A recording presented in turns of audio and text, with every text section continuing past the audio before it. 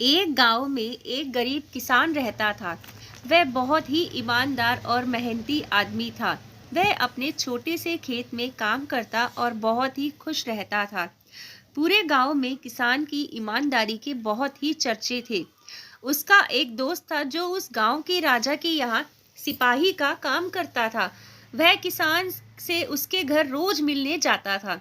एक बार राजा ने अपने दरबार में एक ऐलान किया कि उसके बगीचे में काम करने वाला एक अच्छा सा कारीगर चाहिए जो उसके बगीचे के पेड़ पौधों और फूलों का ध्यान रख सके।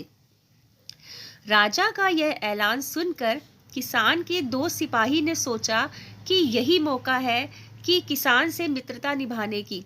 मैं उसे यहाँ बगीचे में काम पर लगवा दूंगा। उसका वह मेरा साथ भी रहेगा एवं किसान का भला भी हो जाएगा।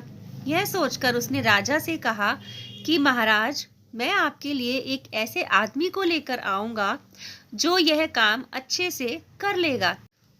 तभी राजा ने उस सिपाही को आदेश दिया कि जाओ, कल से ही बगीचे में काम करने के लिए कह दो।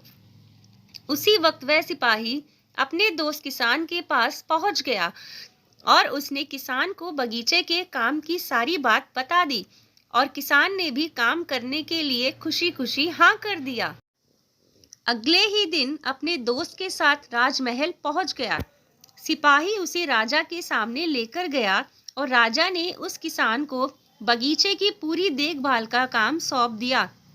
राजा ने कहा, तुम अगर पूरी ईमानदारी के साथ काम करोगे तो तुम्हें 50 सोने की मुद्राएं हर महीने दूंगा। किसान खुशी खुशी बगीचे में काम करने के लिए हाँ कर देता है और वह उसी वक्त बगीचे में काम करने लगा। किसान बगीचे में बहुत दिल लगाकर काम करता था। कुछ दिन बीत गए। किसान ने बगीचे को बहुत सुंदर व हरा भरा बना दिया।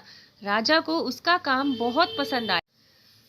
एक दिन किसान बगीचे में कुछ खुदाई कर रहा था तो उसने जमीन के नीचे कुछ महसूस किया। तो उसने खुदाई की तो देखा वहां नीचे एक बड़ी सी संदूक थी। किसान ने वह संदूक बाहर निकाला और खोला तो क्या देखा, वह सोने और चांदी से भरी हुई थी।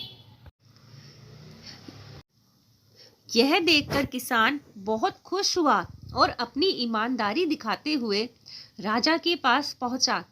राजा किसान की ईमानदारी देखकर बहुत खुश हुआ और उसके साथ वहां गया जहां किसान ने खजाना निकाला था। राजा ने देखा तो कहा, यह खजाना हमारे पुरखों का है। हम कई वर्षों से इसे खोज रहे थे। खजाना देख राजा बहुत ही खुश हो जाता है। राजा अगले दिन किसान को पूछता है, तुम्हें क्या इनाम चाहिए? किसान बोला, मालिक, मुझे कुछ नहीं चाहिए। मेरे पास जो भी है मैं तो उसी में खुश हूँ। राजा उसकी इतनी अच्छी बात सुनकर और खुश हो गया और उसने किसान को अपना मंत्री बनाने का फैसला किया। किसान ने राजा की बात मान ली और मंत्री बन गया।